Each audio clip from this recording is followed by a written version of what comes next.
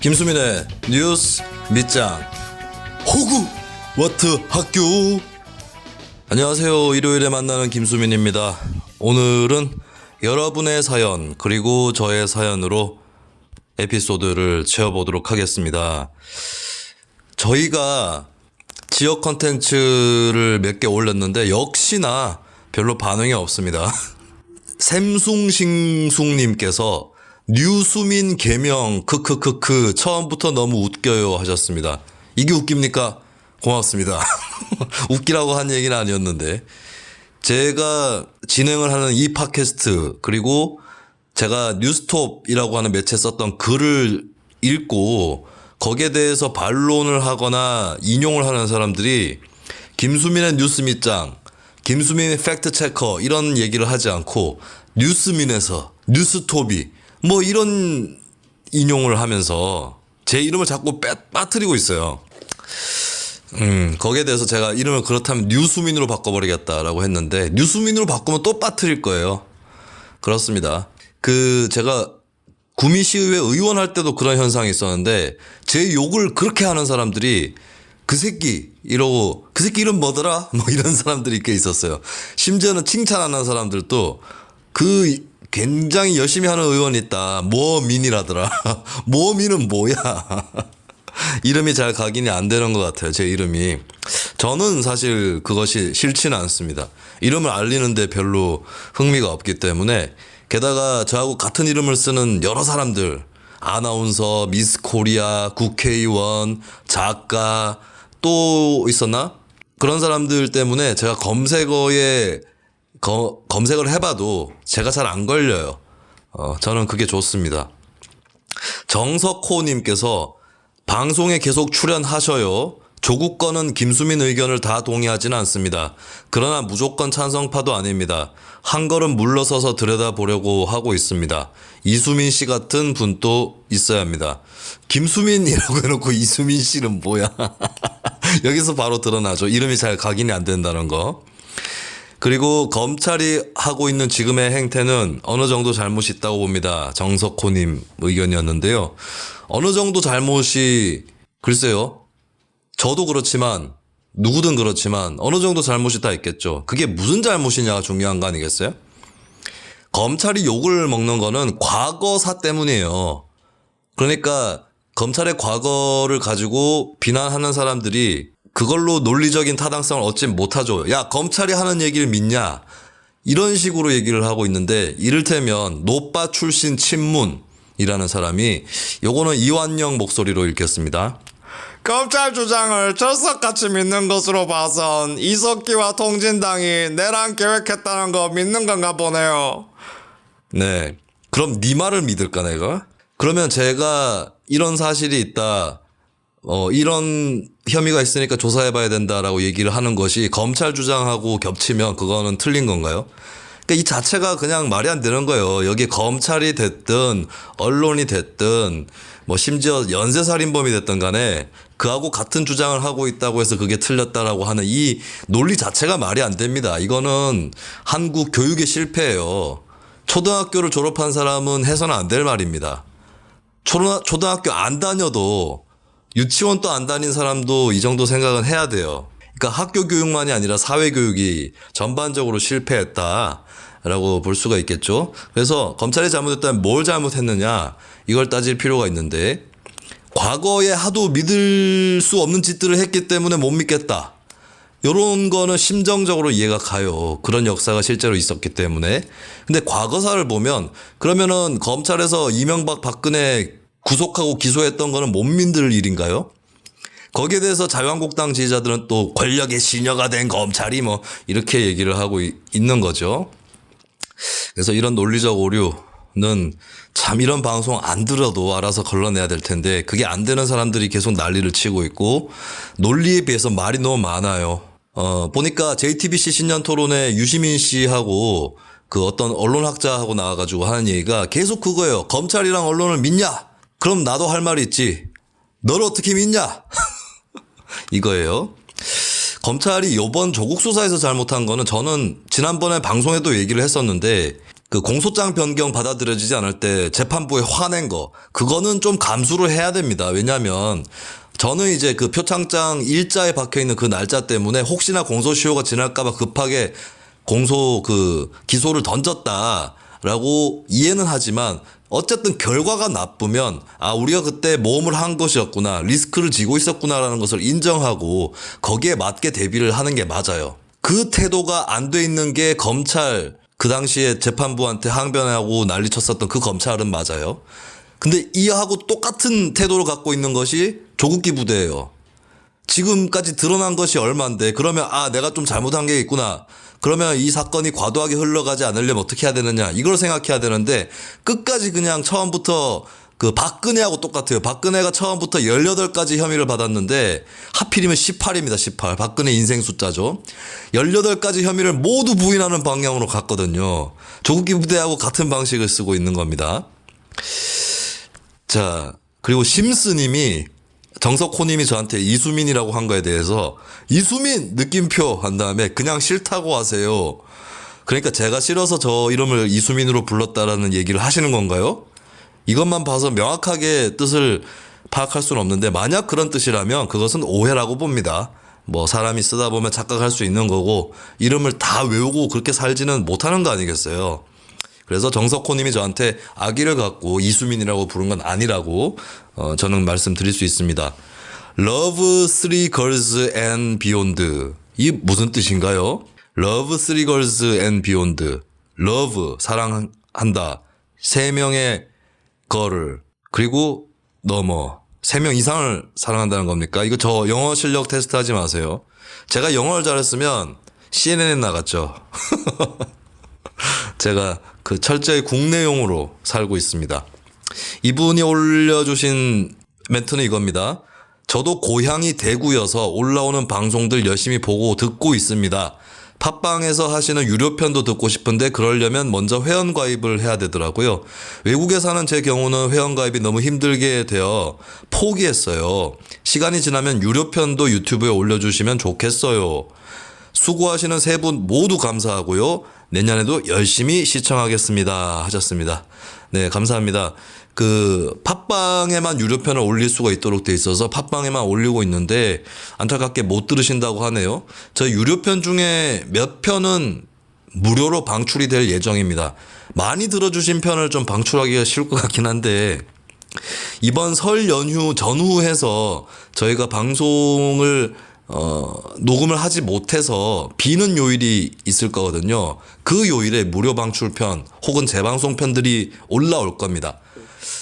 저는 이미 거기에 뭘 올릴지 내심 정해둔 게 있는데, 여러분들이 다시 듣고 싶으시다거나 아니면 유료편인데 이것 좀 풀어주세요, 이런 게 있으시면 의견을 좀 개진해 주시면 좋겠습니다. 제 생각에는 이완영 날릴레오 편, 그거 제방 갈 것 같고요. 최봉태 변호사 출연편 또 제 생각에는 그렇습니다. 아직까지 제 생각일 뿐이에요.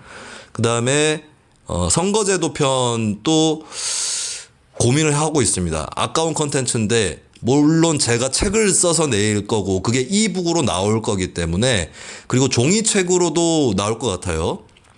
그걸로 보실 분들이 있을 수 있겠지만 음성 파일이 갖고 있는 또 다른 특성이 있어서 선거제도 개혁에 대한 유료 에피소드를 무료로 방출하는 그것도 검토를 하고 있습니다.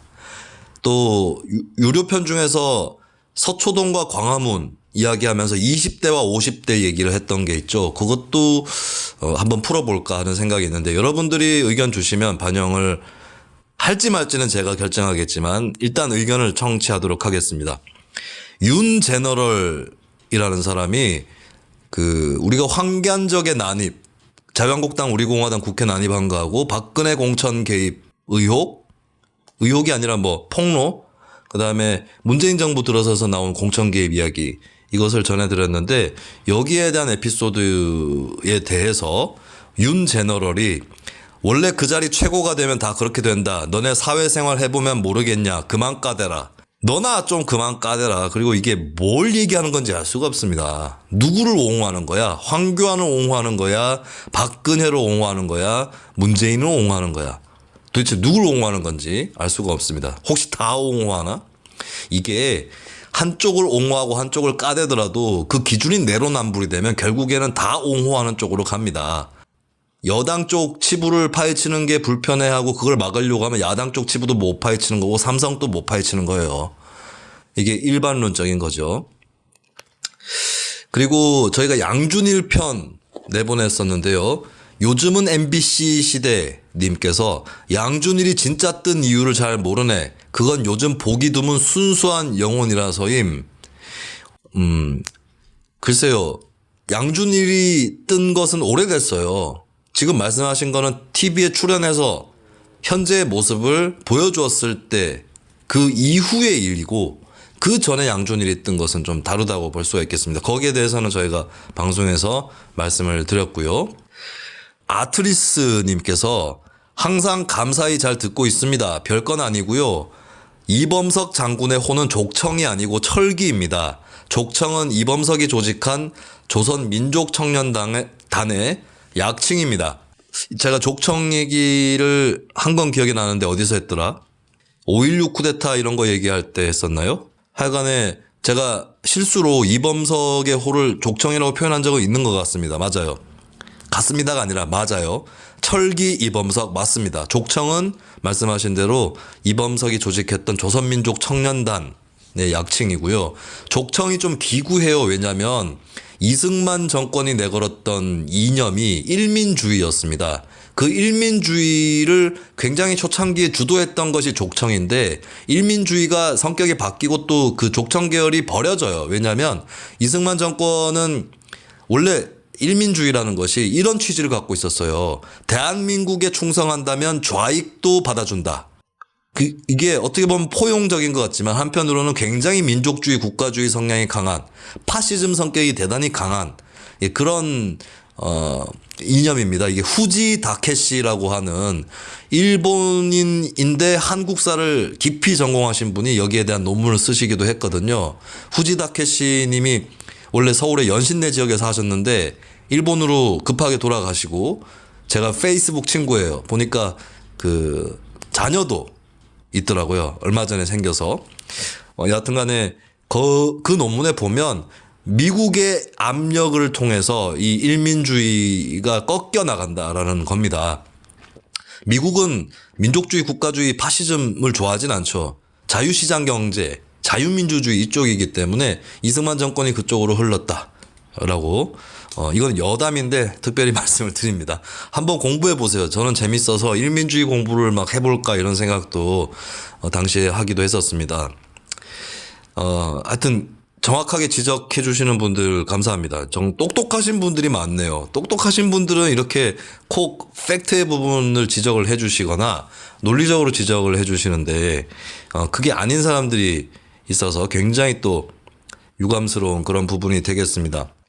입진보2님께서 3당 합당과 DJ 피연합을 평가한다라고 하는 호그와트 팟강 유료편 조금 늦게 들으시고 난 다음에 김수민 버전 육공화국사 상편이네요.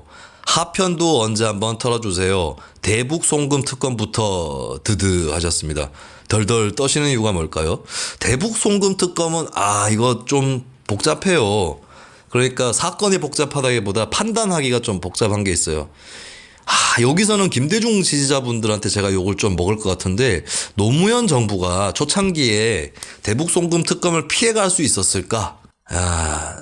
당시에 많은 대중들은 노무현 후보에게 투표했던 사람들까지 포함해가지고 대북 화해는 좋은데 투명하게 해라. 돈 보내고 이건 아니지 않냐. 몰래 보내면 안 되지 않냐. 뭐 이런 여론이 너무 거세서 조사를 하고 파헤칠 수밖에 없는 상황이었던 것 같습니다. 그런 의미에서는 좀 노무현 정부도 불가피한 측면이 있었다고 봐요. 이 부분은 그 김대중 측, 노무현 측이 계속해서 쟁점으로 남아있는 그런 사안인데 여기까지 하겠습니다. 저도 생각을 좀 더 깊이 해봐야 될 것 같긴 한데 여기까지 김대중 지지자의 악플까지 받는 거 아닌가 모르겠습니다만 저는 남북 평화를 한반도 평화를 돈 주고 살 수 있다고 생각해요. 하지만 방식이 중요하다고 보고 지금 바깥에서 물건을 파시는 차가 지나가고 있습니다. 더 잘 들리네. 제가 사실 이거 옥탑방에서 내려왔어요. 다른 집으로 이사를 왔습니다. 투룸으로 이사를 왔는데 이거 방송 들으시는 분들만 아시고 계시고요. 저한테 옥탑 운운하면서 악플다는 놈들한테는 저는 끝까지 옥탑방에서 사는 사람으로 기억되고 싶습니다. 그리고 입진보투님이 하나 더 올려주셨는데요. 김대중이 바라본 현대사 인물들 편에 대해서 아무리 자서전 발췌라지만 거기서 성대모사 하시면 크크크크크크크 하셨습니다. 제가 혼자서 녹음하는 편은 심심할 수 있잖아요.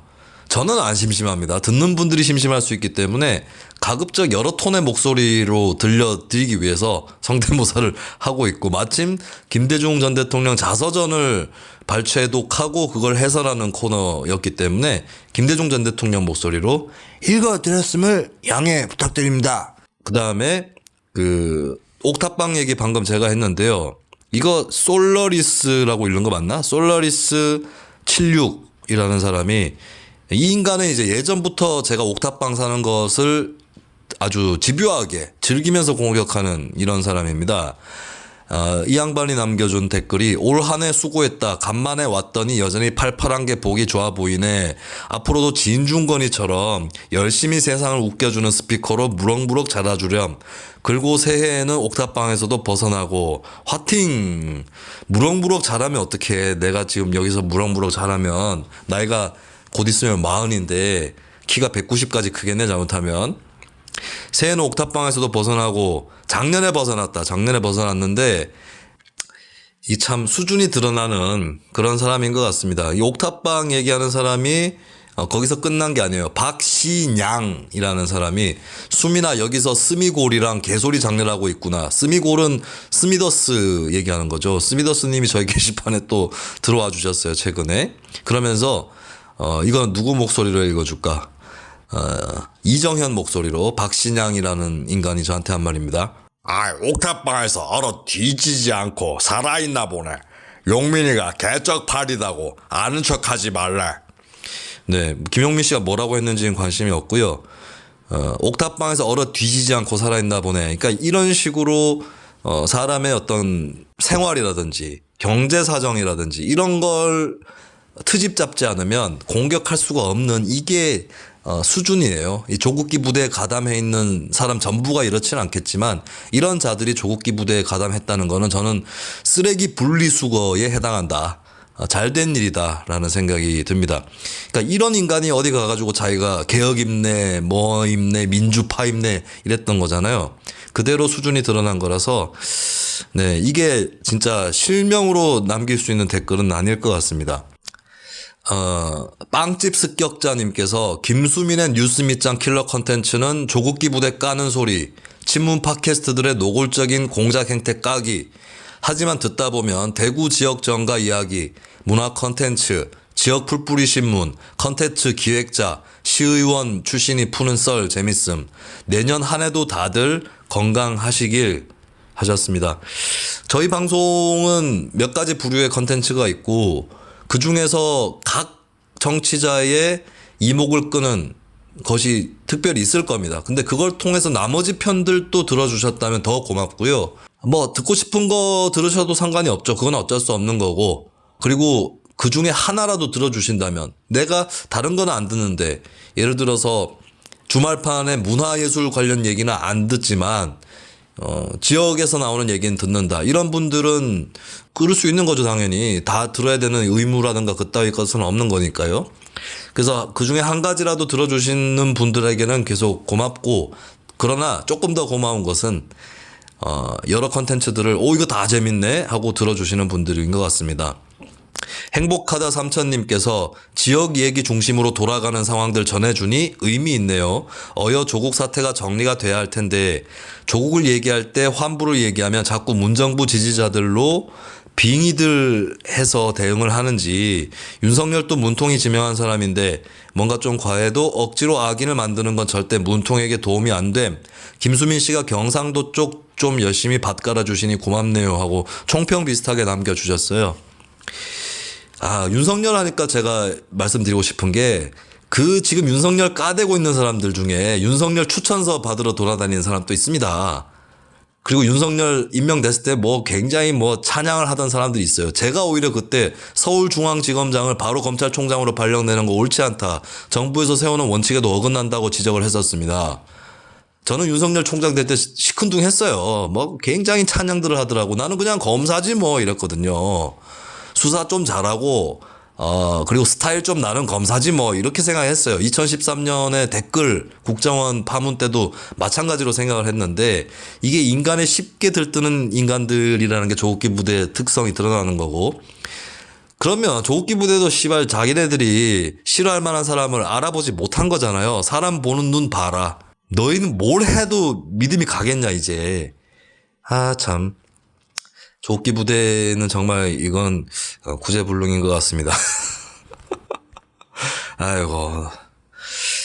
자, 이렇게 뭐 주장들 읽어드렸는데 아주라가 이거는 김무성 목소리로 읽겠습니다. 수민아, 준권이랑 절친 되겠더라. 아주 잘 어울린다.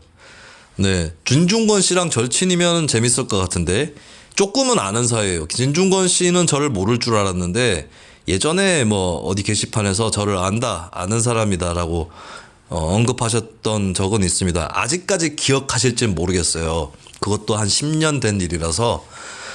근데 진중권이 조국을 까는 자칭 진보 지식인의 유일한 사례, 뭐 김경률 씨까지 엮어서 뭐 유이한 사례 이렇게 알고 있는 사람들이 많은데 제가 그래서 댓글을 밑에 달아줬어요. 홍세화, 서화숙, 김규황, 정호희, 권경애, 박상인, 산석호, 신현준, 홍기빈, 전성인, 김경률, 이장규, 목수정, 오민규, 이민석, 여인철, 우석훈, 이태광 빼면 서파제라고 했더니 나베와 아베라는 인간이 요거는 이제 황교안 목소리로 읽겠습니다. 에이 이 사람아, 이 사람들이 너랑은 격이 달라도 한참 다르지. 주제 파악은 좀 해라. 가소로워서 민망하다. 허참. 아니 황교안 성대모사는 계속 무너지는 것 같아요. 제가 황교안 성대모사하고 이낙연 성대모사를 하기가 좀 힘들었던 거는 두 사람이 다 목소리가 나직하고 저도 좀 나직하지 않습니까? 목소리 비슷하면 더 하기가 힘들더라고요. 이 모르는 모양인데 제가 방금 불러드렸던 이 이름들, 이 사람들이 다 조국 반대예요. 조국을 반대하는 좌파 지식인은 셌습니다. 근데 왜 잘 안 드러나느냐? 김경률 회계사 같은 경우는 회계사잖아요.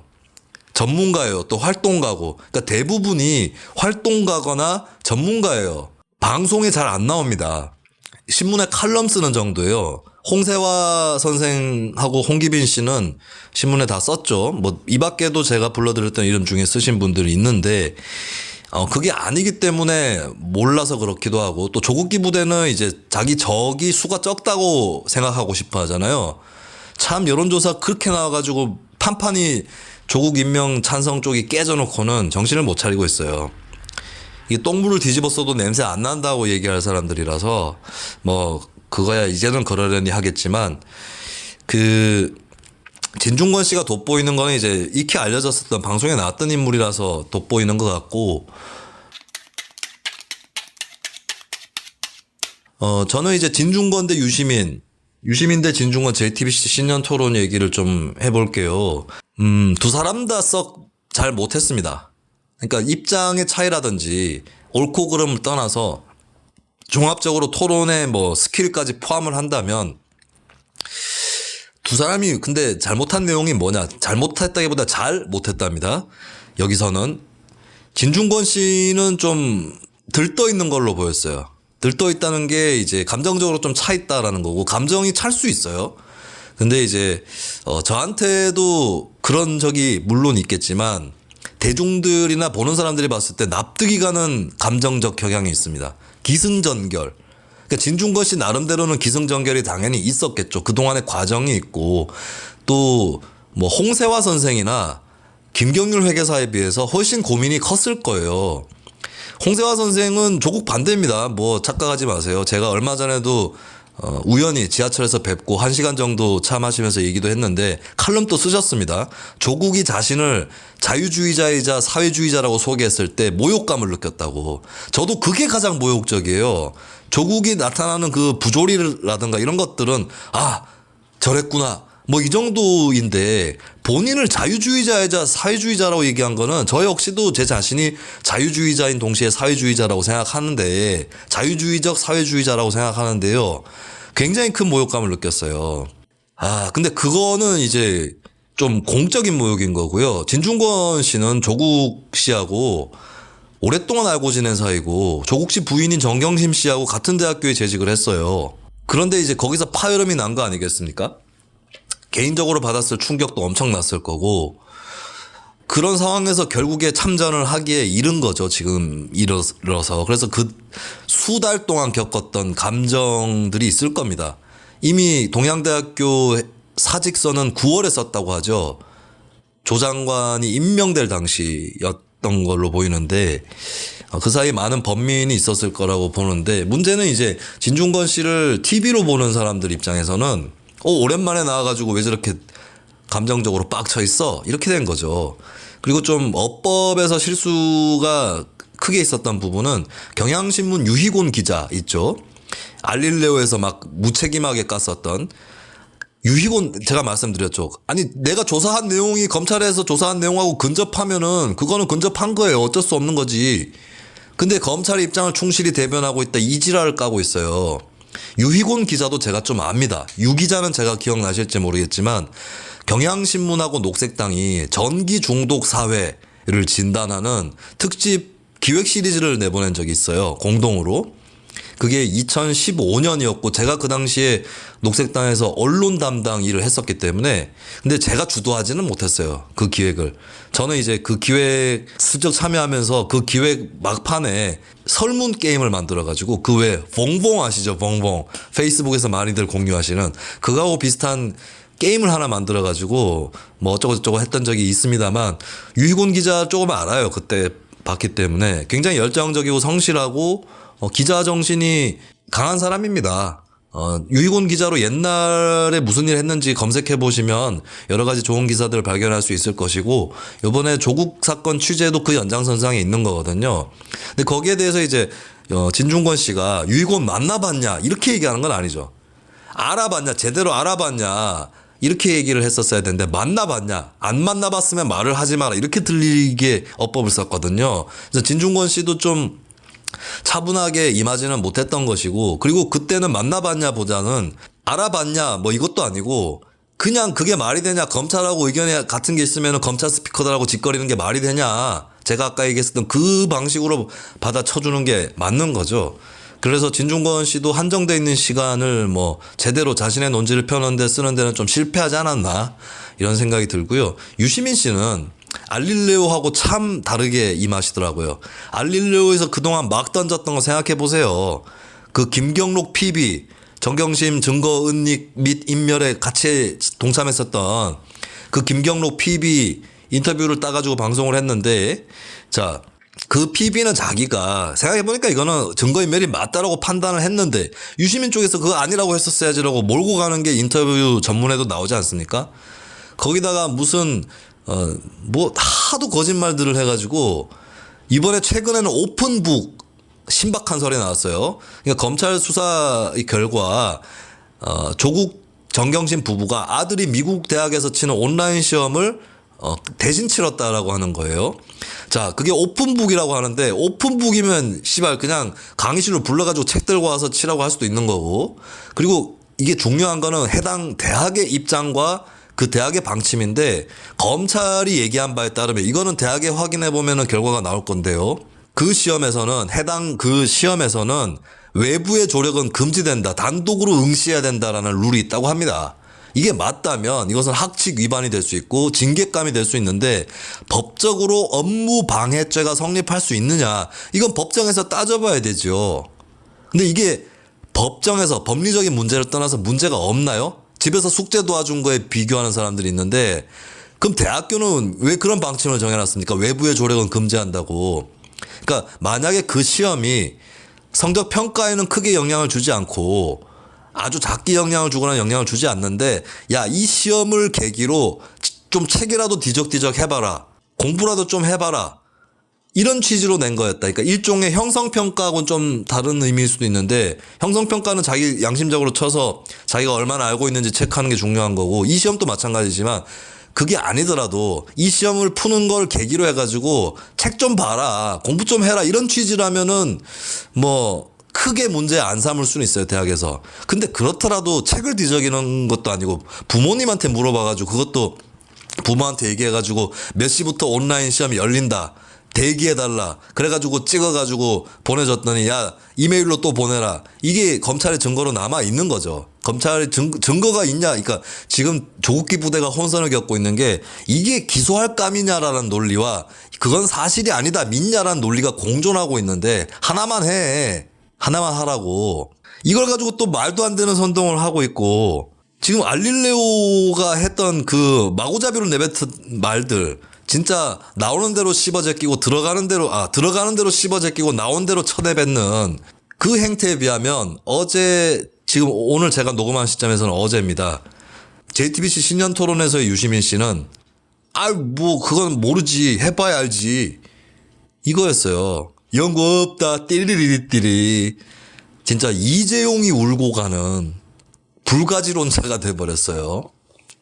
이게 유시민 씨가 얼마나 약은 사람인지 알 수 있는 겁니다. 지지층들 몰려있을 때는 마구잡이로 씹어내뱉고 물론 다를 수 있어요. 전통적 미디어에 출연했을 때와 뉴미디어에 출연했을 때는 다를 수 있습니다. 근데 거꾸로 할 수도 있어요. 뉴미디어 지지층들이 모여있을 때는 지지층들이 좀 쓰게 들어야 할 얘기를 내뱉는 그런 방송을 할 수도 있고 반대로 범대중에 노출되어 있는 전통적 미디어에 나갔을 때는 자기 지지층을 충실히 대변하는 그런 역할을 할 수도 있고 그거는 정해진 건 없습니다. 근데 문제는 뭐냐면 자기가 지금까지 자기 미디어에서 펴온 주장이 있는데 거기에 어울리는 행동을 하지 않는다는 거예요. 유시민 씨가. 왜냐? 더 여러 사람들이 보고 있으니까 그런 거예요. 그러니까 이게 중요한 겁니다. 공론의 장에서. 더 많은 사람들한테 열려 있어야 돼요. 그래야 신경을 쓰고 자기 주장을 더 점검을 합니다. 근데 진중권 씨 같은 경우는 아마 진중권 씨가 유튜브를 해도 JTBC 신년 토론에 나왔던 거하고 크게 다를 바는 없을 거예요. 그런 차이가 있었다는 겁니다. 진중권 씨는 주로 이제 동양대학교 사정에 대해서 증언들을 많이 하고 있는데 이 표창장 문제를 대하는 조국기 부대가 굉장히 이제 이건 교활한 게 아니라 그냥 뭐 애를 쓰고 있는 거죠. 자꾸 뭐 최성해가 자기가 몰랐다는 이유로 표창장이 조작됐다고 주장을 하는데 최성해 모르게 발급된 표창장들이 있더라. 이런 보도를 오마이뉴스가 하고 그것 봐라. 그래서 정경심은 무죄다. 이러고 있어요. 근데 표창장 안에 증거가 있는 거거든요. 지금 현재로서는. 뭐냐면 몇 번 말씀드렸죠. 표창장이 조정 부부의 아들, 딸이 다 받았는데 동양대학교 총장 최성해 직인 딱 찍잖아요. 이 직인 위치와 각도 이런 것들이 똑같다는 거예요. 양쪽이. 그래서 오려 붙였고 그 오려 붙이는 과정에서 나온 생성된 파일들이 있다는 겁니다. 그게 사실이라면 끝이에요. 그냥. 이걸 가지고 또 그때 가서 조국기 부대가 이거는 우연의 일치로 그럴 수도 있다라고 얘기할 것 같은데 이미 늦은 거예요. 그 얘기 하려면 진작에 했었어야지. 물론 했더라도 별로 믿기지 않겠지만. 그리고 파도 팠는데 나오는 게 없더라. 이런 얘기를 하고 자빠졌는데 지금까지 나온 게 얼마예요 도대체. 사모펀드만 하나만 해도. 사모펀드 웅동학원 자녀 입시비리 크게 세 가지잖아요. 그 두 부부의 문제가. 그 중에 한 가지 혐의라도 우병우나 조윤선이 한 가지 혐의라도 받고 있다고 생각해 보세요. 그때 당신들 똑같은 반응을 보이나. 이 가슴에 손을 얹는 양심 자체가 사라져버린 인간들입니다. 이건 정치 성향의 문제가 아니에요. 뭐 진보 꼴통과 그 다음에 무슨 자기들 뭐라고 표현하죠? 깨어있는 시민의 차이가 아니에요. 그냥 최소한의 인간적 양식의 차이입니다. 그걸 감안했을 때는 참 유시민 씨도 낯이 두꺼운 토론을 했고 어떤 분들은 이제 진중권 씨가 63년생이에요. 그리고 유시민 씨가 59년생입니다. 두 사람이 한쪽은 86세대, 진중권 씨야말로 86세대고 유시민 씨는 86세대보다 더 전세대예요. 이 사람들이 또 나오는 걸 보고 또 나머지 2명의 패널도 언론 학자나 언론 전문가가 나왔는데 두 사람 다 중년 남성이었죠. 중년 남성 4사람이 사는 토론이라서 싫다. 이런 반응이 제 타임라인에도 많은데 이거는 우리가 원인과 결과에 대해서 잘 생각을 해봐야 돼요. 이 현상은 원인이라기보다 앞으로 생겨나갈 어떤 현상들의 원인이라기보다 결과의 성격이 더 큽니다. 그러니까 방송사에서 그런 인물을 부를 만해서 부른 거예요. 다른 사람을 못 찾은 거예요. 그러면은 그동안의 과정을 두고 비판을 하고 비난도 할 수 있는데 4명의 패널 갖고 얘기할 건 아니라고요. 그리고 진중권 씨가 나갈 수밖에 없었던 이유는 제가 얘기할 수 있습니다. 아까도 말씀드렸죠. 조국에 반대하는 진보 좌파 지식인들은 활동가나 전문가가 많고 방송의 노출도가 적은 편이에요.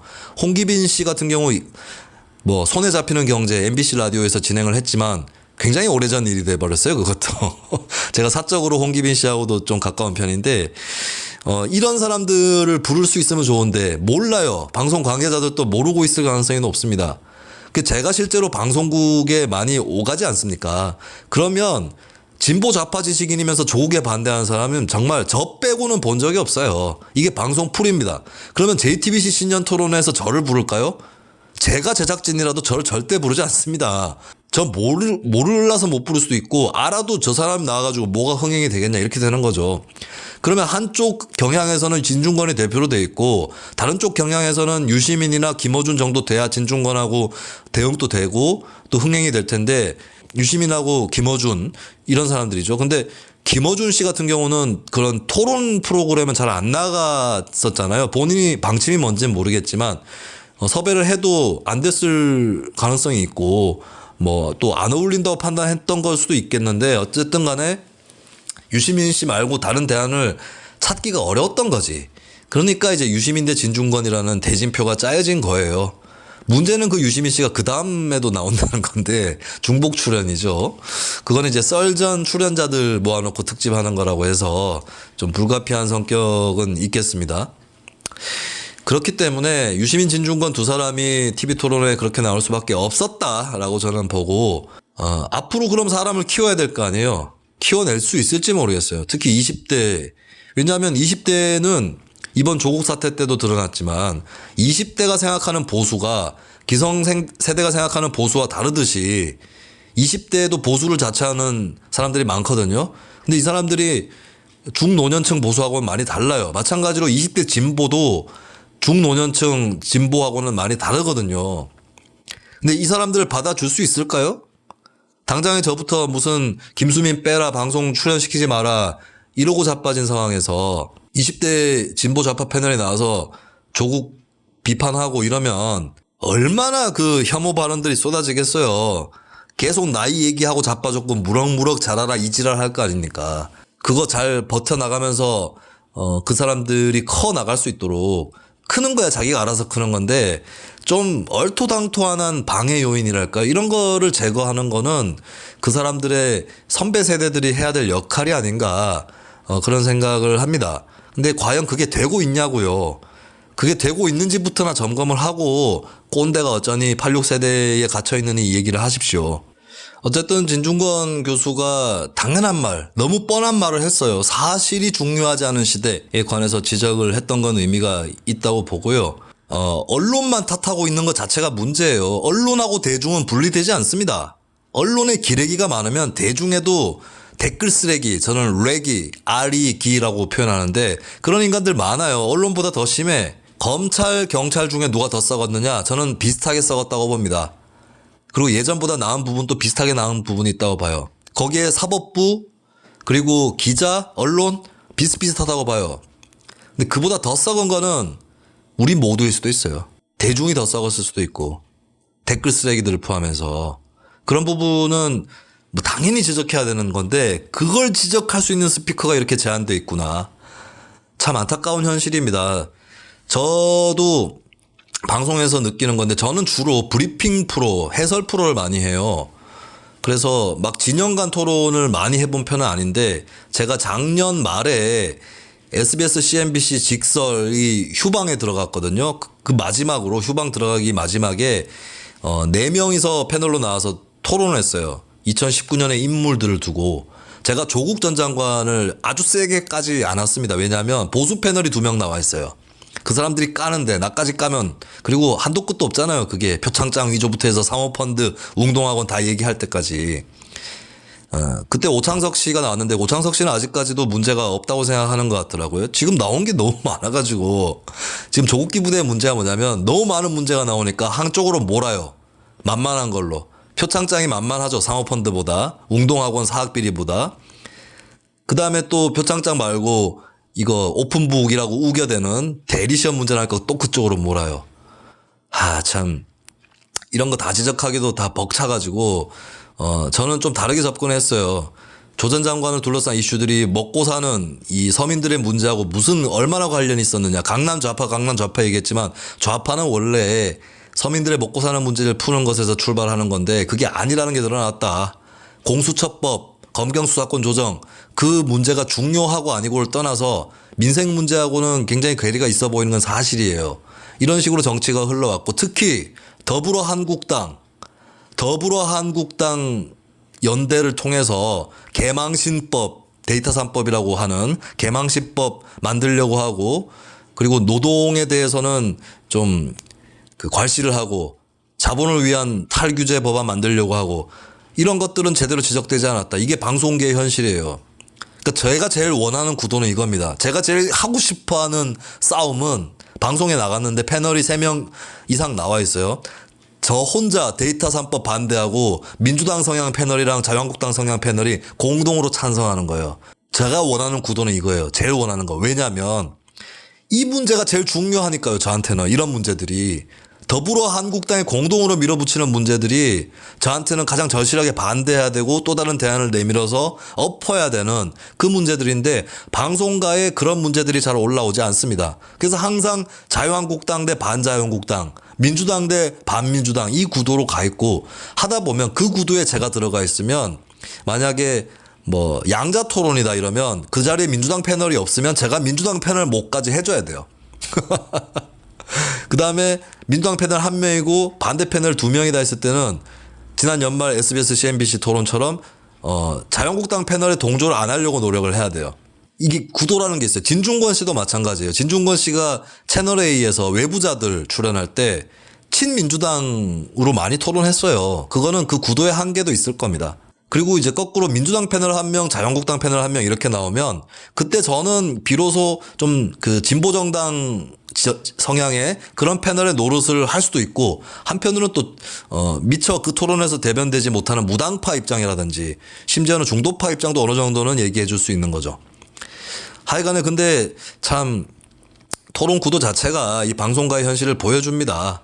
데이터 3법 같은 경우는 시민단체 여론조사에서 70-80%가 반대한다. 제가 말씀을 드렸었죠.